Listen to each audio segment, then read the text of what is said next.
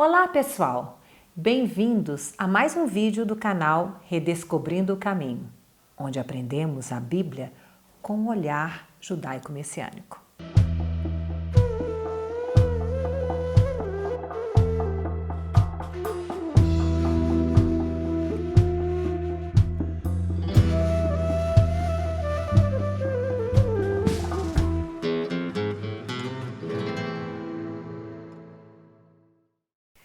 No vídeo de hoje, vamos estudar as tradições judaicas. Quando pensamos em tradição, normalmente o que nos vem à mente é a ocasião em que Yeshua recriminou os líderes de Israel por guardarem tradições de homens. Isso nos dá a impressão de que tradição é algo extremamente negativo, característico dos religiosos de fachada. Parece que todas as tradições são ruins e só servem para deixar as pessoas presas em religiosidade sem espiritualidade.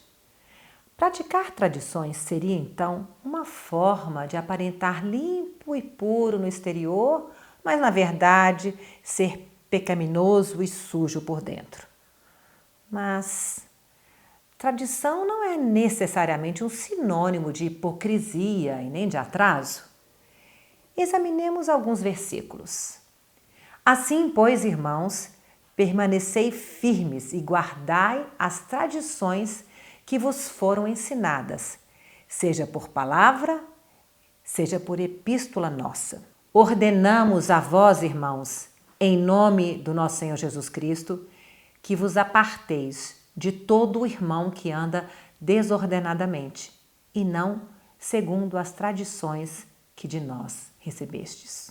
E aconteceu que, 3 dias depois, Paulo convocou os principais dos judeus e juntos lhes disse: Homens, irmãos, não havendo eu feito nada contra o povo ou contra os ritos paternos, vim contudo preso desde Jerusalém, entregue nas mãos dos romanos. E louvo-vos, irmãos, porque em tudo vos lembrais de mim e retendes as tradições como vô-las entreguei. A Bíblia nos surpreende quando descobrimos que os discípulos não consideravam errado seguir tradições. Na verdade, não somente os discípulos seguiam tradições judaicas, mas Jesus também as praticava. Por exemplo, uma das tradições observada por Jesus era de frequentar uma sinagoga. Leiamos. Indo para Nazaré, onde fora criado, entrou num sábado na sinagoga, segundo o seu costume, e levantou-se para ler. Então lhe deram um livro do profeta Isaías, e abrindo o livro, achou o lugar onde estava escrito. Depois, continuando, diz assim: tendo fechado o livro, devolveu-o ao assistente e sentou-se, e todos na sinagoga tinham os olhos fitos nele. Nesse pequeno trecho aparecem 5 tradições que Yeshua praticou. A primeira tradição foi a de frequentar uma sinagoga. Essa tradição foi adotada pelos judeus durante o período do cativeiro, quando o primeiro templo foi destruído e o povo exilado. A sinagoga, então, foi a solução encontrada para que os fiéis judeus continuassem a estudar a Torá e a fazer orações. A segunda tradição é a de se fazer a leitura pública da Torá. Essa postura faz parte da liturgia judaica até hoje e se iniciou nos tempos de Neemias. A terceira tradição é de se levantar para ler o livro sagrado. Posicionar-se de pé para fazer a leitura é também uma tradição que encontramos no livro de Neemias. A quarta tradição é a de devolver o rolo do livro a um assistente. Faz parte da tradição judaica ter um assistente para auxiliar o leitor caso houvesse alguma dificuldade na hora da leitura. E por último, a quinta tradição que Yeshua praticou foi a de se sentar para ensinar. Esse gesto é algo tão tradicional no judaísmo que os centros de estudo bíblico são chamados de yeshiva, que vem do verbo sentar, lashevet. Ao declarar que Jesus se sentou, o texto nos indica que ele era uma autoridade reconhecida naquela comunidade. Não era qualquer pessoa que tinha autorização para fazer uma leitura pública da Torá. E somente os fariseus se sentavam para ensinar. Ou seja, Jesus era nada mais, nada menos do que um fariseu. Descobrimos aí então por que Jesus era tão duro e exigente com os fariseus. Porque ele era um deles. A quem muito é dado, muito será cobrado. Chamamos a atenção com mais veemência daqueles que nos são próximos. Jesus nunca condenou as tradições em si, mas sim o uso inadequado delas. Jesus cumpriu todas as tradições e nos ensinou que quando as tradições são feitas com coração puro, elas nos ajudam a cumprir os mandamentos. Os escritos apostólicos estão repletos de boas tradições judaicas que podem ser seguidas até hoje. Vejamos algumas. O batismo praticado por João Batista era uma tradição judaica ordenada na lei. E o batismo era uma forma tradicional de se cumprir as leis de purificação. Orar antes das refeições é uma tradição farisaica que Jesus cumpriu. Muitos têm o hábito de orar antes das refeições, agradecendo o alimento, e nem se dão conta de que isso é uma tradição dos fariseus. Orar 3 vezes ao dia também é uma tradição judaica. Podemos ver essa tradição na história de Daniel.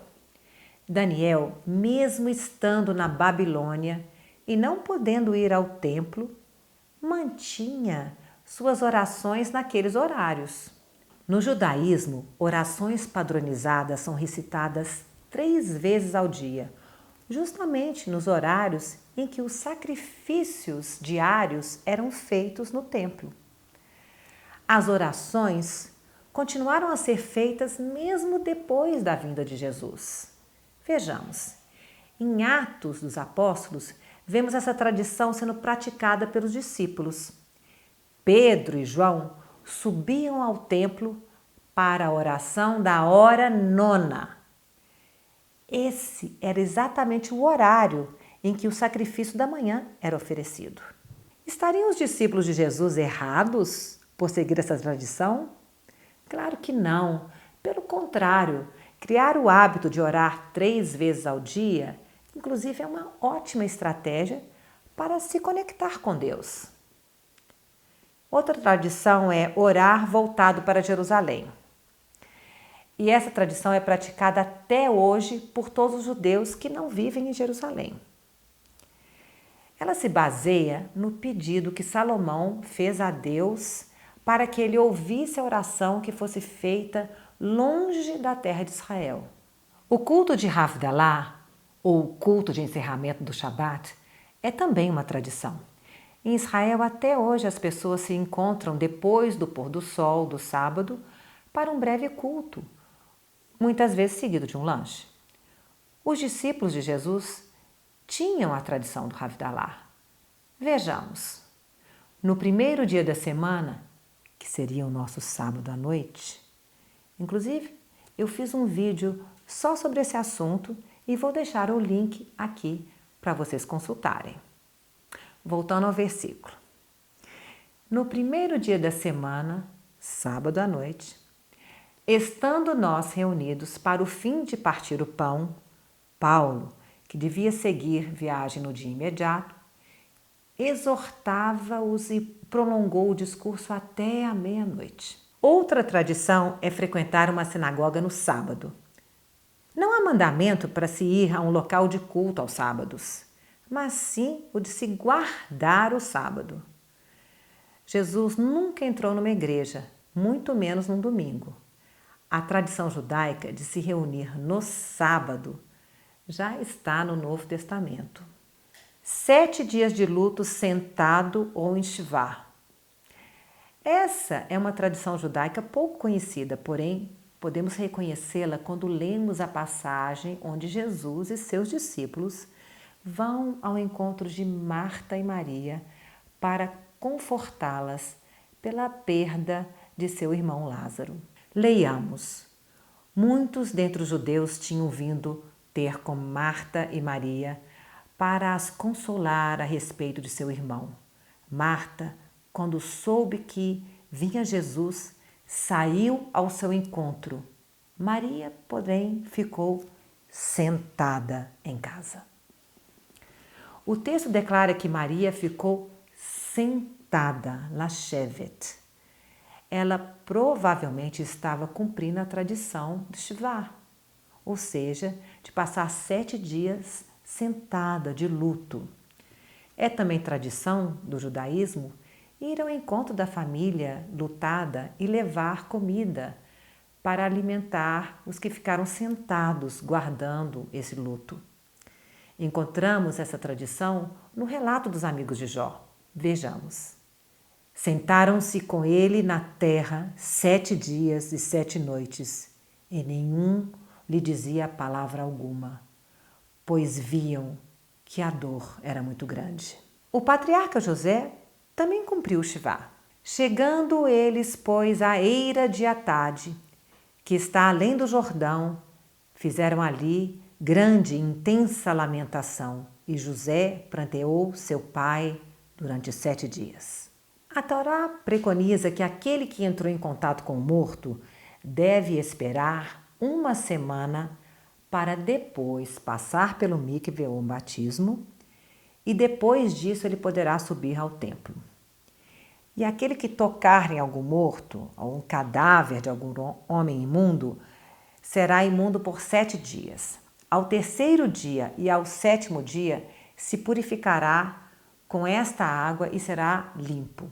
Embora o templo não mais exista e por isso a preocupação de se entrar no templo antes de se completarem os 7 dias pareça sem sentido algum, manter a tradição do Shivá reflete o desejo de se estar limpo e de se obedecer o mandamento dado. Além disso, o significado messiânico e profético dessa tradição deve ser estudado.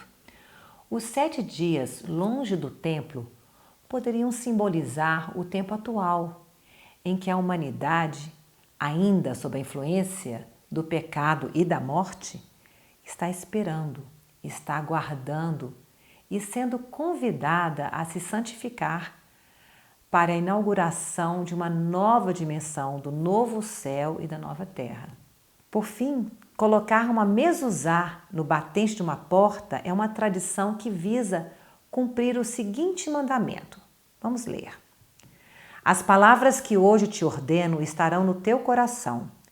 Também as atarás como sinal na tua mão e te serão por frontal entre os olhos. E as escreverás nos umbrais da tua casa e nas tuas portas. Nessa passagem, o mandamento propriamente dito é gravar essas palavras nos umbrais da porta. Porém, não é especificado como fazê-lo. Mas, para obedecer à lei, o povo judeu desenvolveu uma solução, uma tradição, que seria a mezuzá.